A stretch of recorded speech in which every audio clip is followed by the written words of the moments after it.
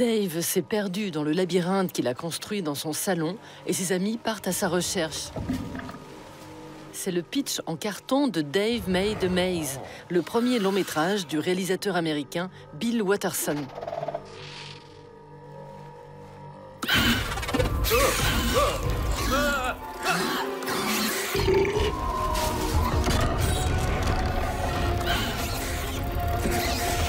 There's got to be another way out.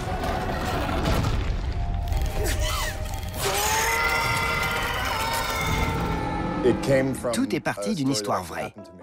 Quand j'étais petit, je construisais des cabanes. Les gamins font ça aussi en France, non? Un jour, ma mère arrive à la maison et me cherche. Elle ne voit pas le mot que j'ai laissé pour lui dire que je suis chez un copain. Elle m'appelle et me cherche partout, et dans ma chambre, elle voit cette cabane très élaborée. Alors elle pense que je suis perdu à l'intérieur. Et en bonne mère italienne, elle crie et hurle et se met à détruire la cabane bout par bout pour me retrouver. Bill Watterson a fait un carton au festival Slam Dance, version off et DIY de Sundance, qui décerne ses propres récompenses depuis 1995 à Park City, dans l'Utah.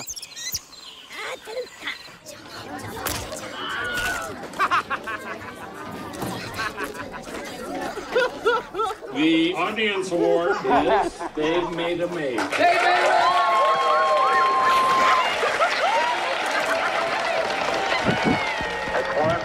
Condition pour mériter cet Oscar du pauvre, avoir un budget de moins d'1 million de dollars. Dave Made a Maze n'en a même pas coûté la moitié. Les 26 salles du labyrinthe ont été construites à partir de carton. All right. Through here.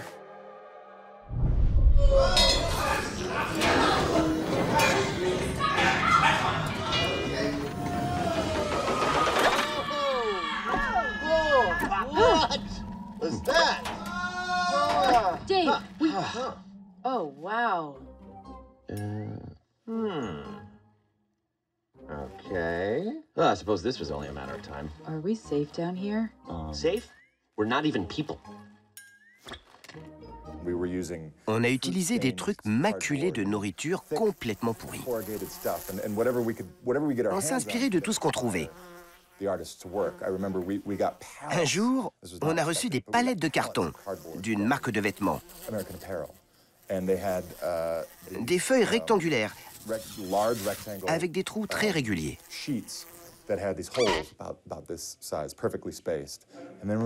Et là, j'ai eu l'idée d'un décor octogonal. Et c'est devenu mon décor préféré. On l'appelle le Kubrick, parce qu'il fait penser à 2001, l'Odyssée de l'espace. Il suffit d'ajouter un peu de lumière et de fumée, et on dirait un décor à $1 million. Alors qu'on l'a construit et détruit en moins de 10 heures. Aujourd'hui âgé de 44 ans, Bill Watterson grandit à Cleveland auprès de parents banquiers qui le laissent se défouler sur les emballages d'électroménager. Au début des années 2000, on retrouve Bill, chanteur du groupe de power pop Uptown Sinclair, cascadeur, comédien et même auteur d'un pilote pour une série restée sans suite dans laquelle un groupe de rock résout des affaires criminelles. I'll play the first few seconds of a song. You guess it right. I'll let you go. What if I guess it wrong? You don't want to get it wrong. Elvis Costello. Radio. It's good, isn't it? Yeah, because, I mean, it's not the best song on the Lipstick Vogue. It's the best song on that album. It's my favorite song. Yeah, Bruce Thomas's bass. I mean, All time favorite. how did he even get that sound? It's exactly the...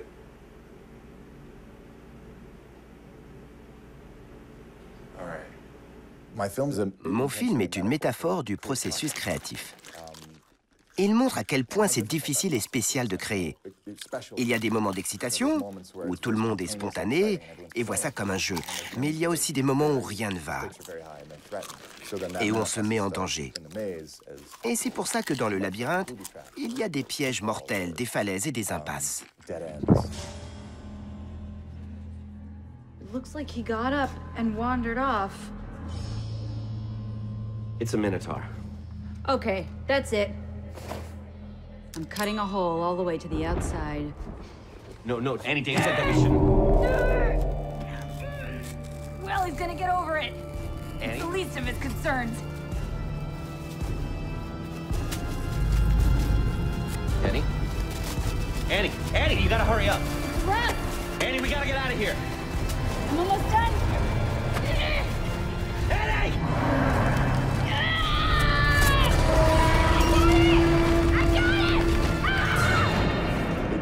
Plus on grandit, plus ça devient difficile de créer.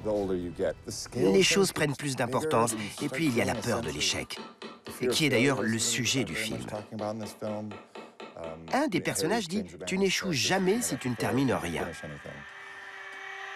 À la seconde où on a écrit ça avec mon co-scénariste, on s'est regardé. Oh non, on a dit ça, c'est écrit. Maintenant, on n'a plus le droit d'abandonner tant que le film n'est pas terminé.